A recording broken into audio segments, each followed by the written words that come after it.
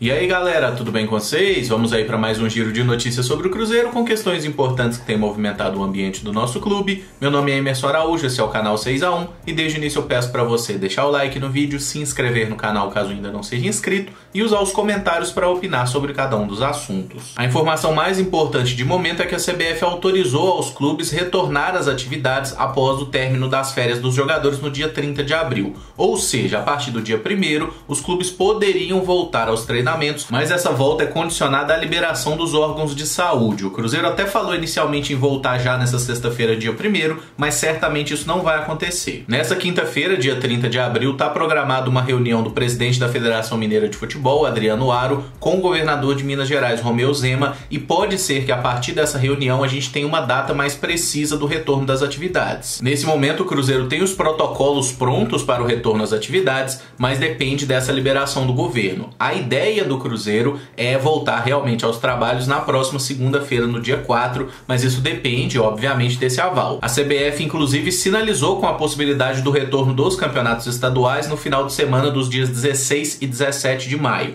mas isso também depende da aprovação de cada estado, né? Cada lugar tem o seu protocolo próprio, as suas regras, e essa ainda não é uma data oficial. Particularmente, eu acho muito difícil que a gente volte já no dia 16 e 17 de maio a ter jogos efetivamente, apesar de ser com portões fechados, justamente porque a gente talvez esteja vivendo agora o momento mais complicado da pandemia, né? O número de casos não está diminuindo, muito pelo contrário. Então não faz muito sentido retomar eventos esportivos num momento em que está morrendo mais gente do que nunca, né? Inclusive a gente já ultrapassou até a China em número de vítimas fatais. E por mais que os clubes estejam desesperados para voltar às atividades, para que eles possam voltar a ter receitas, né? Da mesma forma, nós torcedores estamos doidos para ver jogo de volta, tá todo mundo com saudade do futebol, mas as vidas são mais importantes, cara. Então, assim, se parou no momento que não tinha nem 100 mortes no país, você vai voltar agora que tá com mais de 5 mil? Tipo, não faz muito sentido, né? Até porque tá morrendo mais de 400 pessoas por dia. Mas vamos aguardar o que acontece aí. O que a gente pode é reforçar para que todo mundo tome todos os cuidados do mundo, fique em casa. A situação é muito grave mesmo, tá? E o futebol, apesar de ser muito importante na nossa vida,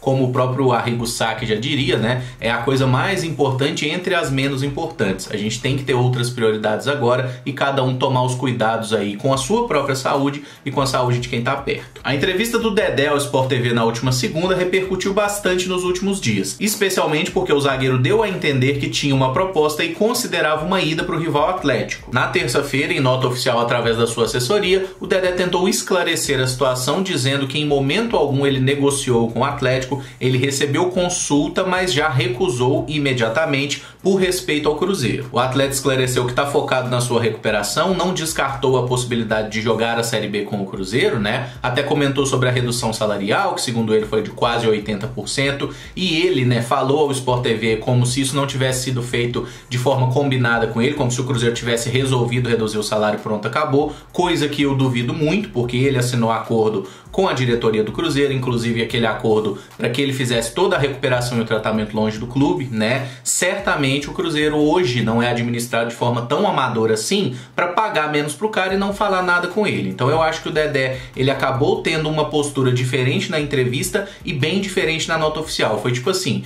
ele viu que falou de uma forma meio agressiva ao Sport TV e depois tentou limpar a barra dele na entrevista, né? Na entrevista não, né? Na nota oficial divulgada por sua assessoria. No final das contas, eu gostaria de deixar dois questionamentos a vocês e peço que respondam aí nos comentários a respeito do zagueiro Dedé.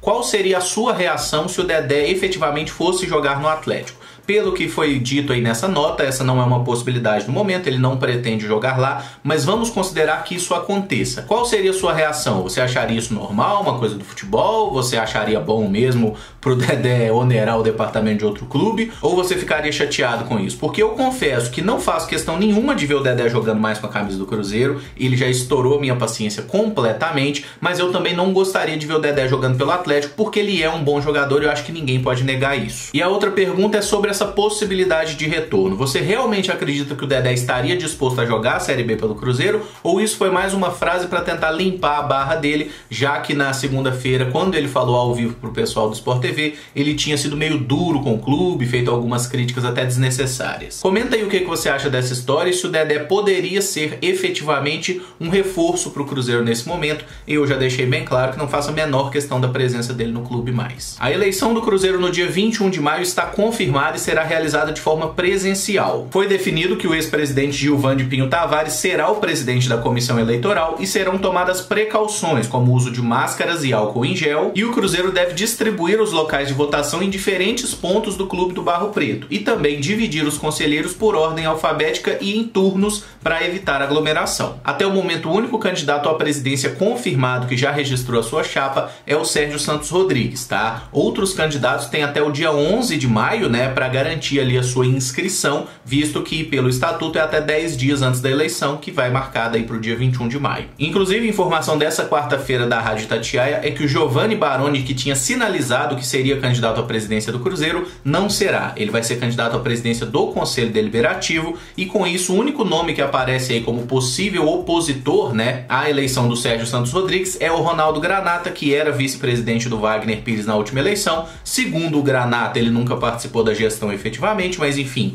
ele era o vice-eleito, embora seja importante ressaltar que o Granata ainda não registrou sua chapa, tá? Outra questão a respeito das eleições é que aqueles 30 conselheiros que foram excluídos do Cruzeiro, né, entre eles o Serginho Cara de Capivara, eles poderão votar nessa eleição caso compareçam, mas os votos deles serão registrados em uma urna separada. Por quê? Como existe a possibilidade de vários entrarem na justiça pedindo a reativação dos seus cargos, o clube vai recolher os votos deles, manter de forma separada, né, até por medida de segurança mesmo, para que essa eleição não se torne nula no futuro. Aconteceu coisa parecida na última eleição do Vasco da Gama, tá? Porque tinha suspeita que vários sócios que tinham direito a votos eram meio que sócios fantasmas, né? Eles tinham entrado numa data muito específica, não tinha registro de pagamentos, então pareciam ser de fato sócios fantasma a serviço aí do então presidente Eurico Miranda. Por isso a justiça ordenou que eles votassem em uma urna separada até que houvesse uma definição se os votos deles seriam válidos ou não, tá? Então vai acontecer coisa parecida aqui no Cruzeiro. É mais um assunto que a gente aguarda uma definição aí mais pra frente. Certamente é algo que vai se arrastar e, na minha opinião, pelo menos, é um absurdo os camaradas quererem, né, ter direito a voto ou quererem continuar como conselheiros,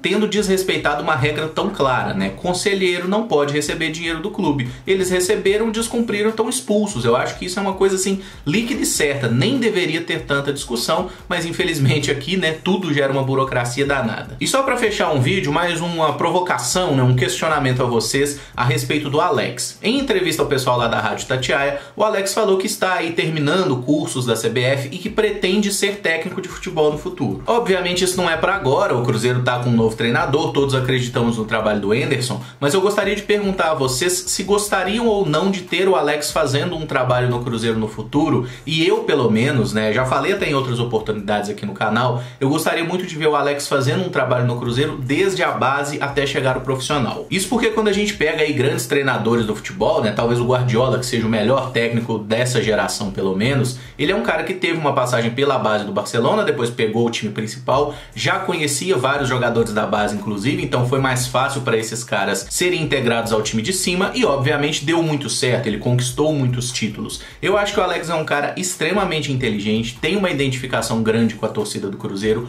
com o clube, respeita muito a história do Cruzeiro e, na minha opinião, seria muito legal ter o Alex um dia sendo um técnico do Cruzeiro, porque eu acho que ele vai ser um dos grandes técnicos do futebol brasileiro, como o Rogério Ceni é atualmente. Caras que são assim tão concentrados no futebol, que levam a coisa tão a sério e que são principalmente bons no que fazem, porque não adianta nada você ser o melhor dos profissionais se você não tiver a capacidade de decisão, a tomada na hora certa ali, saber o que fazer efetivamente. E eu acho que da mesma forma que o Alex foi um jogador espetacular, muito acima da média, eu acredito que ele será também um grande treinador. Comenta então o que você acha dessa possibilidade do Alex um dia ser técnico do Cruzeiro, porque eu tenho certeza que a gente pode produzir uma discussão bacana sobre isso. E de momento o vídeo fica por aqui. Se gostou, deixa o like, se inscreve no canal caso não seja inscrito e comenta aí com as suas opiniões sobre cada um dos temas. Muito obrigado por acompanhar, um abraço e até o próximo vídeo. Valeu!